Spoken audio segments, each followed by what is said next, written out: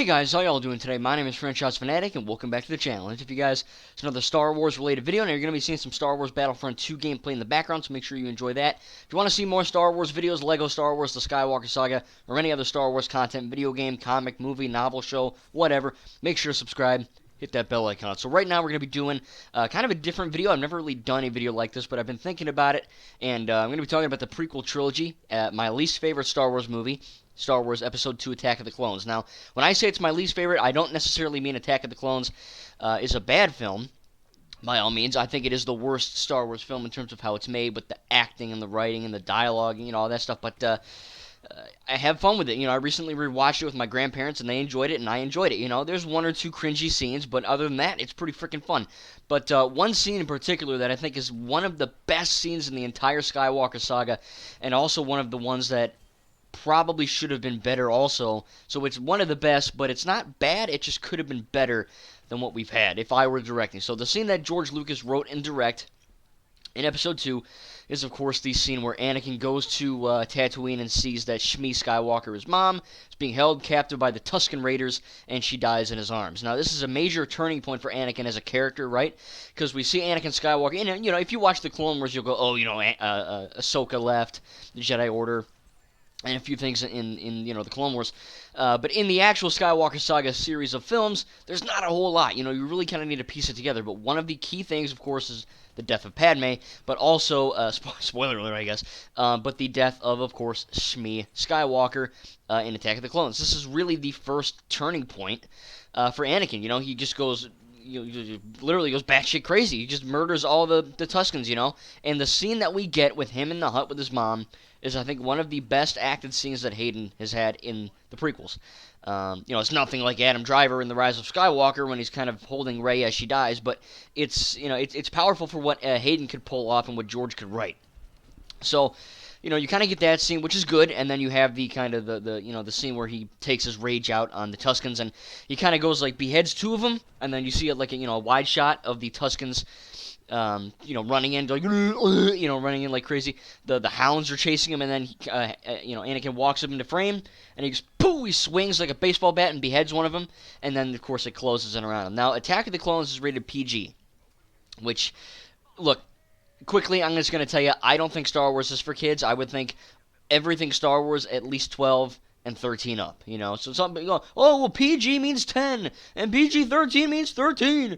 So what are you going to do, wait 3 years? No, see, that's all stupid, Just do it all at 12 or 13. So, is this scene, and look, Attack of the Clones, for being a PG-rated movie, pretty damn violent. People are getting beheaded, their arms are getting cut off. That's still extremely violent, even though there's no blood. Still very violent. I think it's one of the most brutal PG movies I've ever watched. So you see, the fact that he beheads all these guys. And look, if it was going to be PG-13, they could have been a little bit darker, right? But because it was PG, they didn't want to go too violent. So, if you think cutting off heads isn't that violent, you're pretty freaking nuts. But I do think that, maybe they wanted to, cut it short just to not... I kind of had that PG-13 rating, which you kind of need that, Anakin Skywalker turning into Darth Vader is a mature thing. It's a violent thing. It's a brutal thing, and to cut that scene short is kind of like a crime, or like a travesty, because you get that scene and you're like, okay, damn it, it ended. That's what you get. So the scene that we get is good, but here's how I would have done it. After Shmi Skywalker's death, right, if I was directing, after Shmi's death, and you get that flare look in his eyes, instead of just behead two and then cut to frame and then it's over, I would have this scene go for a long time, almost uncomfortably long, and I also would make the movie PG-13, probably because of this one scene, right?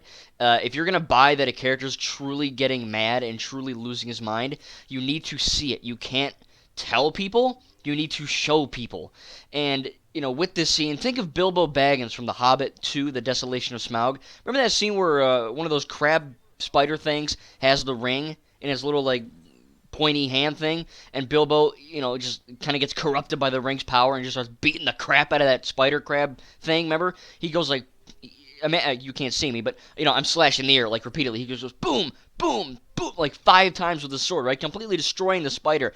And then only after realizing what he's done...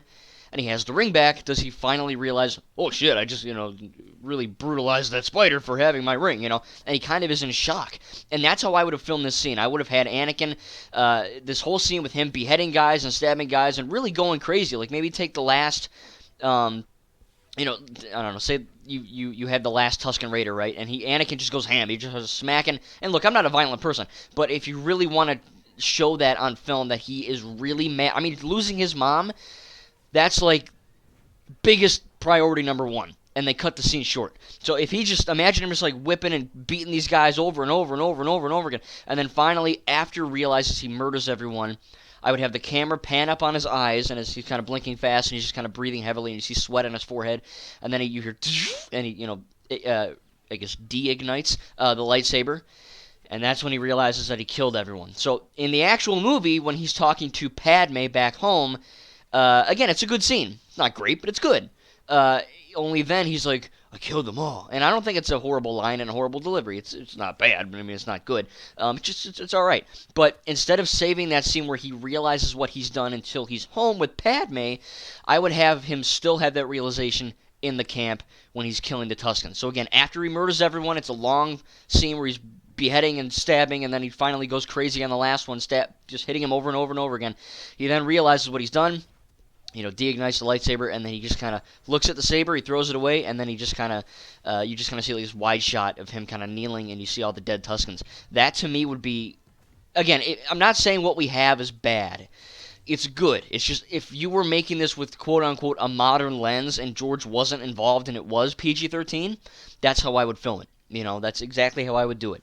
That way we get to see Anakin truly go ham on these Tuskens for killing his mom, and then only after realizing that he did such a violent and brutal thing, and he really regrets it, and that's what tears him up. So then when he goes back to Padme, maybe that's why he's not as freaked out, but, he really has this big realization that, wow, I just killed all these people, or these Tusken Raiders, over that, and again, he knows it's not the Jedi way, right? He knows that he's better than this, and Jedi can't have nightmares, and they don't fall in love, and that, all these Jedi code crap that really is the downfall of the Jedi Order. And Luke points that out in the Last Jedi. But I think that it's a very good. That's how I would do it, at least. The scene that we have, very good, but it could have been better, and that's how I would have done it. So if you would have reshot and refilmed that scene in Attack of the Clones, make sure to tell me how you would do it in the comments section. Another thing that I was talking with my buddy about a few days ago, I might as well mention it here, is that with Alan, is that I actually had this idea at Epcot when we went to Disney World a while ago. And I was talking to my parents, and I was like, and I was talking with Alan too, I said, if we're going to make a Star Wars movie, like I would like to see a Star Wars movie rated R. I think that'd be pretty cool. But I told Alan, I said, dude, there's the caveat. Star Wars is technically already R-rated, because in canon, except for that one blooper in A New Hope, lightsabers, when you cut someone, there's no blood because it cauterizes the wound. It kind of like, it's kind of like lava, and then it just seeps in, It's like welding something, but you're welding your inside so blood doesn't come out. And that's what happens. And in canon, I don't really have a lightsaber, but I mean I do, but they're not real. But that's how that works. But I think that how I would shoot an R-rated Star Wars scene, if I was shooting some kind of like prequel to maybe The Force Awakens when Kylo Ren is really at his most evil, I would have another interrogation scene, and I would have some character in the interrogation chair where Poe and Rey are, and if they said franchise, make an R-rated Star Wars scene, right? You can't have blood. Saying the F word wouldn't really work too much unless you're talking about Poe, because he swears the most. But no sex scenes, none of that crap. Just the intense violence. But again, there's no blood. So you really, it's not like if Star Wars R-rated, you cut someone's head off and there's blood everywhere. That wouldn't happen. So it's kind of a challenging thing if I were to make this, because I took a PG movie and I made a PG-13, but how do you make a PG-13 movie that has no blood because it can't have blood into an R-rated film? So what I would do is I would have Kylo Ren kind of interrogating some Resistance spy or something like that, and after he gets what he wants, I would pan the camera straight in on the Resistance spy, his face, right? He's looking all around, and then you hear, the Kylo's lightsaber ignite, and then I'd pull the camera back, and the lightsaber would be through, and again, this is violent, but they say they wanted me to do an R-rated movie. The lightsaber is through his neck, like his Adam's apple, the blade, and then the camera pans out more, and Kylo goes up, right through his head. And I know it's extremely violent, But if we were to one day get an R-rated Star Wars movie, that's a scene I would like to shoot. Because again, if I could work with that material, because there'd be no blood, it'd be completely bloodless because it's a lightsaber. Blasters, there's blood. That's established in canon, but lightsabers there isn't. So that's how I would do it. If again, I'm not trying to say I'm a violent person and I like violence, but if they were to like be franchised, how would you make a turn PG into a PG-13 and a PG-13 into an R? I think this would be kind of cool. So again, how would you film an R-rated Star Wars scene as well, knowing that there can't be any blood? And again, I wouldn't really add any sex scenes or F words too much because that really, pretty uncalled. A lot of these R-rated movies like Deadpool, The Suicide Squad, they just kind of say the F word just to say it. Like, oh, look at us, we're R-rated. F, F, F, that's all. But it is what it is. But yeah, so again, tell me, how would you film the Attack of the Clones scene with Anakin going insane on the Tuskens, and how would you film an R-rated Star Wars scene if you had the chance to direct one? Again, I'd love to know.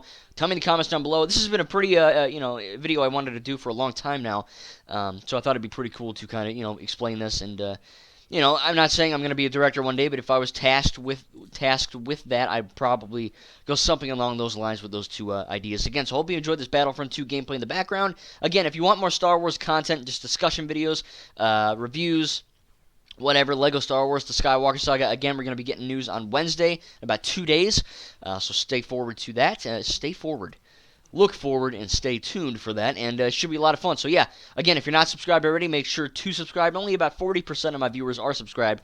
It takes 1 second. It's absolutely free and will help me out a lot. So again, hope you guys enjoyed this little video. Tell me in the comments again how you would film these. Thank you guys, and we'll see you in the next video.